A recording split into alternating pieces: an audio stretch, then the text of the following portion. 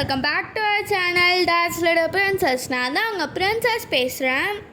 இன்றைக்கி நம்ம சேனலில் என்ன பார்க்க போகிறோம் அப்படின்னா, கங்கை கொண்ட சோழபுரம் அப்படின்ற ஒரு ஊரில் ராஜேந்திர சோழர் அப்படின்ற ஒருத்தர் 1000 வருஷம் முன்னாடி கட்டின ஒரு கோயிலை பற்றி தான் பார்க்க போகிறோம். இந்த கோயிலுக்கு எங்களுக்கு தெரிஞ்ச ஒரு சின்ன முக்கியமான டீட்டெயில்ஸ் அந்த மாதிரிலாம் சொல்லி ஃபுல் ஃபன்னோட இந்த வீடியோக்குள்ளே போகலாம்.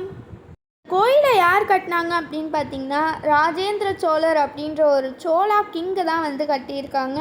இந்த கோயிலை எப்போ கட்டியிருக்காருன்னு வந்து பார்த்திங்கன்னா 1035 சிசியில் தான் வந்து இந்த கோயிலை வந்து கட்டியிருக்காங்க. எதுக்கு கட்டியிருக்காங்க அப்படின்னு பார்த்தீங்கன்னா, ராஜேந்திர சோழன் பல்லவ டைனாசிட்டியை டிஃபீட் பண்ணதுக்கப்புறம், அதாச்சு போராடி அவரோட இடத்த ஜெயிச்சதுக்கப்புறம் வெற்றியை கொண்டாடுறதுக்காக அவர் இந்த கோயிலை கட்டியிருக்காரு. கோயில் அப்படியே அவங்க அப்பா ராஜராஜ சோழன் கட்டின மாதிரியே இருக்கணும் அப்படின்னு சொல்லி அதே டீட்டெயிலிங்ஸை கொண்டுட்டு வந்து, ஆனால் அதை விட குட்டியாக கட்டியிருக்காரு. ஏன்னா அவங்க அப்பாவை பீட் பண்ணிட்டு போயிடக்கூடாது, அப்பா கட்டினது தான் எப்போயுமே பெஸ்ட் அப்படின்றதுக்காக அவர் அதை விட குட்டி சைஸில் கட்டியிருக்காங்க. கோயில் வந்து பார்த்திங்கன்னா மோஸ்ட்டாக கிராஸால் தான் சுற்றி இருக்குது. அதில் ஒரு இடத்துல வந்து பார்த்திங்கன்னா ஒரு கண்ணுக்குட்டி வந்து புல்லை சாப்பிட்ற மாதிரி ஒரு குட்டி சிலையை வந்து வச்சுருக்காங்க. சிவனோட வாகனமாக இருக்கிற இந்த நந்தியை அவங்க அப்பா ராஜராஜ சோழன் கொஞ்சம் சாஞ்சா மாதிரியும் அதே போல் நல்லா பெருசாகவும் கட்டியிருக்காங்க. அதுவே காப்பியாக இருக்கணும் அப்படின்னு சொல்லிட்டு ராஜேந்திர சோழன் அதே நந்தியை அதே ஃபார்மெட்டில் ஆனால் கொஞ்சம் சைஸ் குட்டியாகவும் அதே மாதிரி சாஞ்ச போல் வச்சு கட்டியிருக்காங்க.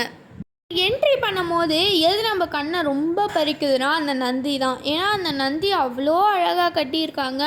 அது மட்டும் இல்லாமல் அந்த நந்தி செம்ம பெருசாக கிராண்டாக இருக்குது. இப்போ நம்ம ஒரு கண்ணுக்குட்டி புல்லை சாப்பிட்ற மாதிரி பார்த்தோம்ல, அது குட்டி தானே, அதை ஏன் ரொம்ப டீட்டெயிலிங்ஸ் கொடுக்கணும் அப்படின்னு இல்லாமல் அதுக்கு கூட ஒரு வேறு லெவலாக அது கழுத்தில் போட்டிருக்க செயினை கூட வேறு லெவல் டீட்டெயிலிங்காக வந்து பார்த்திங்கன்னா எடுத்திருக்காங்க. ஆக்சுவலி இந்த கோயிலோட பேர் கொண்ட சோழபுரம் தான். அப்புறம் எப்படி இது கங்கை கொண்ட சோழபுரமாக மாறுச்சு அப்படின்றத பார்க்கலாம் வாங்க. ராஜேந்திர சோழர் அப்படின்றவர் என்ன பண்ணியிருக்காருன்னா, அதாச்சும் இந்த கோயிலை கட்டினவர், அவர் கங்கா நதியிலேருந்து தண்ணி எடுத்துகிட்டு வந்து இங்கே இருக்க சிவபெருமானுக்கு அபிஷேகம் பண்ணியிருக்காரு.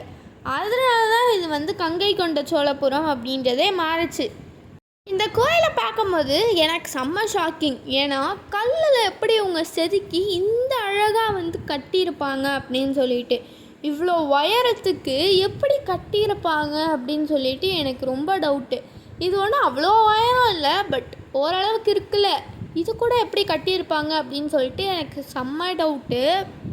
தஞ்சாவூர் கோயிலோட சும்மா ஒரு ப்ளூ பிரிண்ட் மாதிரி சின்னதானே கட்ட போகிறோம், அதில் இருக்க பாதி டீட்டெயிலிங்ஸ் எடுத்துகிட்டு வந்தால் போதும் அப்படின்னு இல்லாமல் அங்கே இருக்க அத்தனை டீட்டெயிலிங்ஸும் வேணும். அங்கே எப்படி இருக்கோ அதே போல் தான் இந்த கோயிலும் இருக்கணும், ஆனால் சைஸ் வைஸில் குட்டியாக இருக்கணும் அப்படின்னு சொல்லிட்டு தான் இந்த டீட்டெயில்ஸை அவ்வளோ அழகாக கொடுத்துருக்காங்க. இந்த கோயில் மட்டும் இல்லாமல் தஞ்சாவூர் கோயிலுமே வந்து பார்த்திங்கன்னா ஹைட்டில் சுத்தமாக இல்லை, ரெண்டுமே குட்டி தான் மற்ற கோயிலும் கூட கம்பேர் பண்ணும்போது. பட் கீழே இருக்க பிரெத்து வந்து பார்த்திங்கன்னா அகலம் அவ்வளோ பெருசாக இருக்குது. எனக்கு தெரியல எப்படி இவ்வளோ பிரெத்து கல்லில் வந்து நுணுக்கி சிமெண்ட் எதுவுமே இல்லாமல் பண்ணியிருப்பாங்க அப்படின்னு சொல்லிட்டு. ஏன்னா அந்த டைமில் சிமெண்ட்டே கட்டலைல்ல. நானும் அண்ணனும் அங்கே போனதுக்கப்புறம் ஃபோட்டோ எடுக்க என்ன பண்ணிகிட்டு இருந்தோன்னா, குட்டி குட்டி மாடுங்க மேலே, ஏதாச்சும் ஒரு சின்ன மாடுக்கு மேலே வந்து மனுஷன் உட்கார்ற மாதிரிலாம் இருந்துச்சா. சரி நான் தான் உட்காருவேன், நீ அந்த மாடு மாதிரி இரு, நான் வந்து உன் மேலே உட்காடுறேன் அப்படின்னு சொல்லிட்டு இருந்தேன். அவன் வந்து நீ அதை பண்ணி மாதிரி இரு, நான் அது மேலே உட்காடுறேன்னு கிண்டல் பண்ணிகிட்டு இருந்தான். நாங்கள் அப்படியே நல்லா டைம் பாஸ் பண்ணி ஜாலியாக என்ஜாய் பண்ணிகிட்டு இருந்தோம். எனக்கு மற்ற கோயிலுங்கெலாம் வந்து பெயிண்ட் அடிச்சிருப்பாங்க, அது எனக்கு சுத்தமாக பிடிக்கல. எதுக்கு வந்து கல் மேலே பெயிண்ட் அடித்து அதுக்கு ஒரு கலர் உருவாக்கணும் அப்படின்ற மாதிரி எனக்கு தோணுச்சு. பட் இந்த கோயிலில் சுத்தமாக பெயிண்ட் எதுவும் அடிக்காமல் அதோட நேச்சுரல் கலர்லேயே வந்து பார்த்திங்கன்னா எடுத்துகிட்டு வந்திருக்காங்க. அந்த கல்லோட நேச்சுரல் கலர், அதனாலேயே என்னமோ எனக்கு மற்ற எந்த கோயிலை விட எனக்கு இந்த கோயில் ரொம்ப பிடிச்சிருந்தது. ஆனால் இதை விட எனக்கு ரொம்ப பிடிச்சது தஞ்சாவூர் பெரிய கோயில் தான். ஏன்னா அது இன்னும் பயங்கரமாக இருந்துச்சு.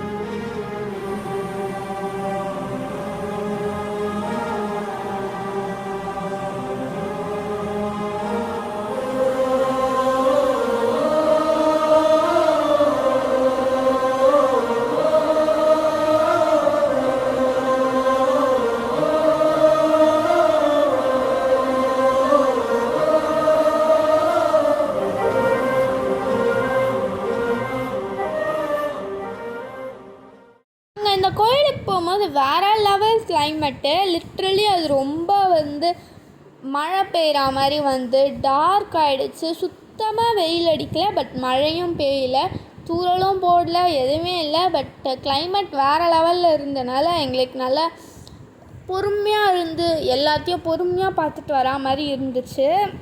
நாங்கள் எந்த கோயிலையும் இவ்வளோ நேரம் பார்த்ததில்ல போல இருக்கு, அந்தளவுக்கு பார்த்துருந்தோம். பட் இதை விட ஒரு வேறு லெவல் உங்களுக்கு வீடியோ போகுது. அதுதான் தஞ்சாவூர் பெரிய கோயில்.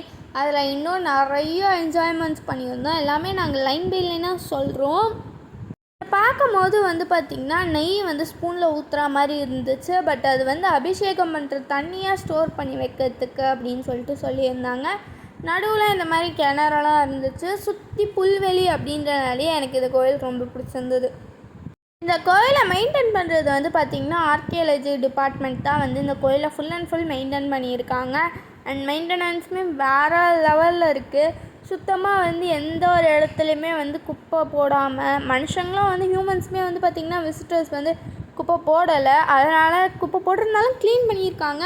அதனால் வந்து இந்த கோயில் செம்ம மெயின்டைன்டாக இருக்குது. இந்த வீடியோ மட்டும் நாங்கள் ரொம்ப ஷேக் பண்ணி எடுத்துருப்போம், சாரி. பட் இதுக்கப்புறம் வந்து எல்லா வீடியோஸையும் நல்லா கிளியராக வந்து எடுத்துக்கிறோம். ஏன்னா வந்து எங்களுக்கு கொஞ்சம் வந்து சீக்கிரமாக போகணும். ஏன்னா நாங்கள் இங்கேருந்து தஞ்சாவூர் ரீச் பண்ணி அங்கே நாங்கள் போயிட்டு தஞ்சாவூர் பெரிய கோயிலெலாம் பார்க்க வேண்டியதெல்லாம் இருந்துச்சு. அதனால் எங்களால் வந்து ஸ்பீடாக நடந்து போகும்போது அதை வீடியோ எடுத்தனால ரொம்ப ஸ்பீடாக வந்து வீடியோ எடுக்கும்போது ஷேக் ஆகிடுச்சு, ஃபுல் ஷேக்கிங்காக இருந்துச்சு. So that sorry. But next வீடியோலாம் நல்லா கிளியராக நாங்கள் பொறுமையாக நீட்டாக நாங்கள் எல்லா வீடியோஸுமே வந்து பார்த்திங்கன்னா எடுத்திருக்கோம். ரொம்ப நேரம் சாமி கும்பிட்டு முடிஞ்சது. ஏன்னா வந்து கூட்டம் இல்லை. நாங்கள் போன எந்த கோயில்லையுமே வந்து பார்த்திங்கன்னா சுத்தமாக கூட்டம் இல்லை, ஃபுல்லாக காலியாக இருந்தனால நாங்கள் பொறுமையாக இருந்து பொறுமையாக சாமி கும்பிட்டு அதுக்கப்புறம் பொறுமையாக வந்து பார்த்திங்கன்னா பார்த்துட்டு ஃபுல்லாக சுற்றிட்டு அங்கேயே ஒரு 10 நிமிஷம் போல் உட்காந்து நல்லா ரெஸ்ட் எடுத்துகிட்டு கோயிலை நல்லா சுற்றி பார்த்துட்டு பொறுமையாக தான் நாங்கள் வந்து வந்திருந்தோம். நந்தியை நீங்கள் பார்க்கும் போதே தெரிஞ்சிருக்கோம் எவ்வளோ பெருசாக பிரம்மாண்டமாக இருக்குன்ட்டு. ஏன்னா நாங்கள் அவ்வளோ ஆச்சரியப்பட்டோம் இந்த நந்தியை பார்த்து. இந்த வீடியோவில் தான் ஃப்ரெண்ட்ஸ். இந்த வீடியோ உங்களுக்கு பிடிச்சிருந்தா லைக் பண்ணுங்கள், ஷேர் பண்ணுங்கள், கமெண்ட் பண்ணுங்கள், மறக்காம சப்ஸ்கிரைப் பண்ணுங்கள். பாய்.